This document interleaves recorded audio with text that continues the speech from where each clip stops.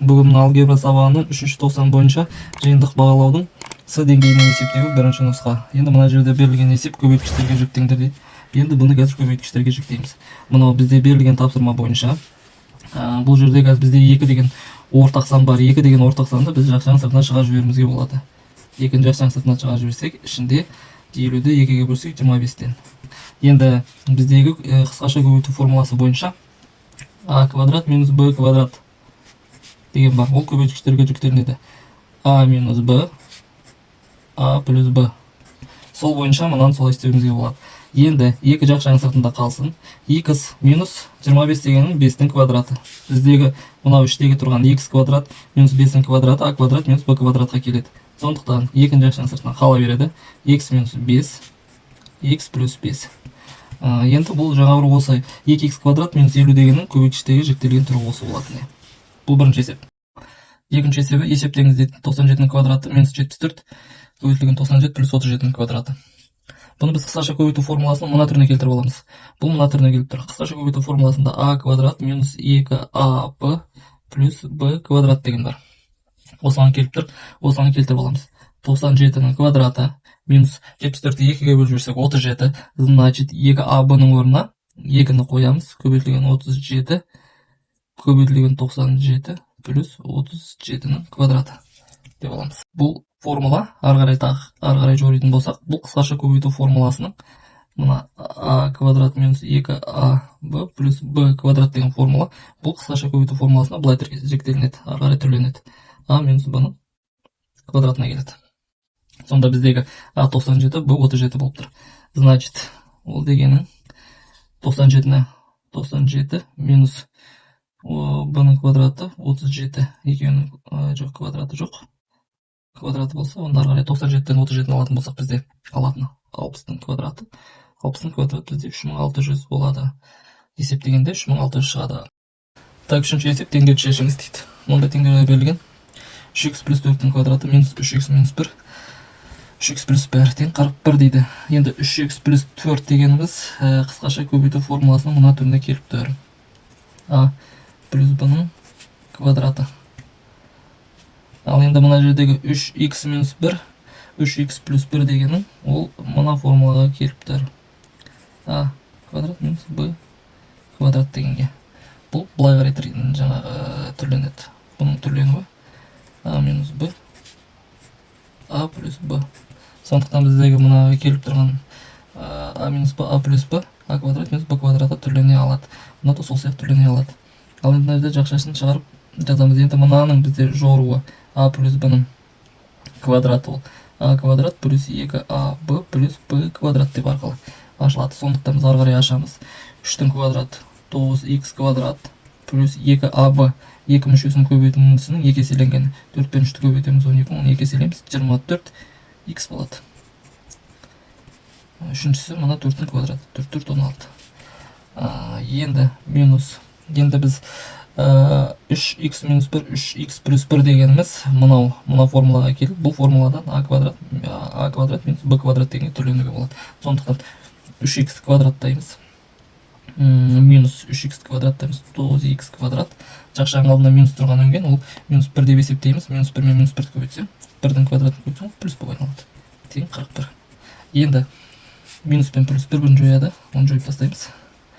Енді сонда қалып тұрған 24x тең 16 теңдіктің мына шетіне 41-ді алайық. 16 теңдіктің мына шетіне минус b өтеді. 1 теңдіктің мына шетіне минус b өтеді. Так, 24x тең 40, 30, 24 қалды. Сонда x тең болады. 24-ті бөлесін 24-ке. Бұдан жоритын болсақ, x тең 1-ге тең болады.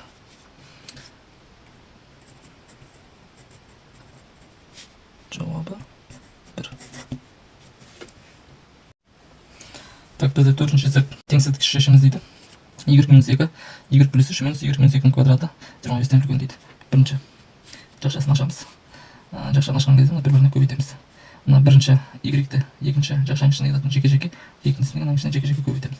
Демек, y квадрат минус 2y. Енді мынаны көбейтеміз y плюс 3y 2-ні көбейтінсе минус 3-6 минус мына бізде y минус 2-ні квадрат деген а квадрат минус 2ab плюс b квадрат деген түрленеді. Сондықтан жақшаның ішінде қалдыра берейік. Y квадрат минус 2ab мына 2-ні көбейтеміз 2y, мына көбейтсең 4y. Мына квадраты плюс 4 үлкен 25. Енді жақшаны ашамыз.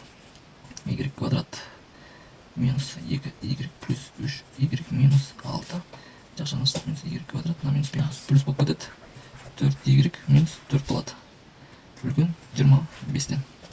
Енді ұқсас мүшелерін біріктіреміз. Мына жердегі қысқарып кететін y квадратта қысқарып кетеді.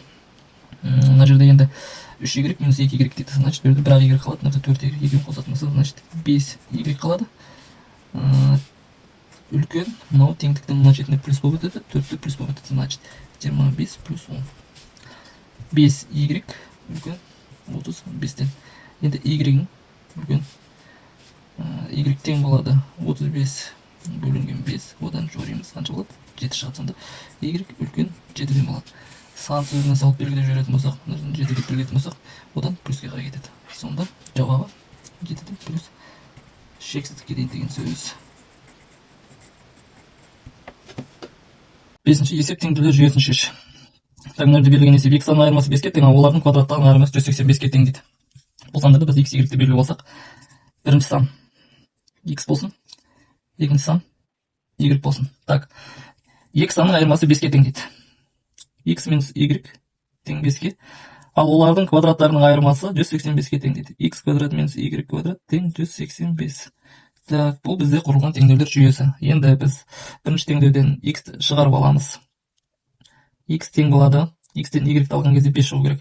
Сондықтан x тең болады, y плюс 5 болады. Енді y плюс 5-ті апарамыз да, мына x-тің орнына қоямыз. Сонда y плюс 5-тің квадраты минус y квадрат тең 185 болады. Мына жерде екі түр бар. Қысқаша көбейту формуласын екі түр жолмен шығаруға болады. А квадрат минус b квадрат деген. Тағы екінші жолы бар. Мына теңдеудің өзін а плюс b-ның квадрат деген қысқаша көбейту формуласын салуға болады. Мына жағдайда бізде ұзақ болып кетеді. Сондықтан қысқа жолын алайық. Мына жолмен шығарайын мен. Мына қысқаша көбейту формуласына шығарайын. Бұл бізде былай түрленеді. а квадрат плюс 2ab плюс b квадрат. Осылай түрлендіреміз. Y-тің квадраты плюс a-ның көбейтіндісі y пен 5-ті көбейтеміз. 5y, 12 еселесек 10y болады. 5 квадрат плюс 25.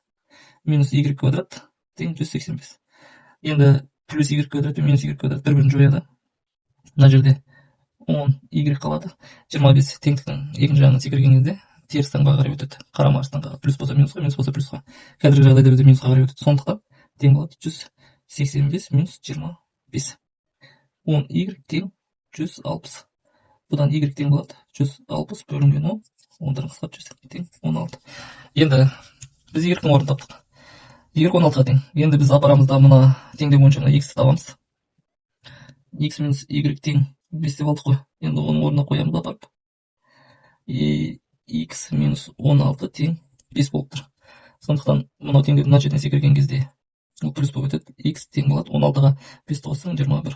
Сондықтан бізде x бізде 21, y бізде қанша болды жаңа 16. Енді біз орындарына қойып көрейік енді.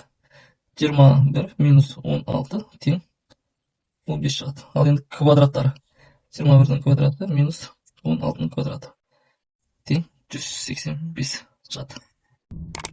Жауабы мынау. X 21, y 16.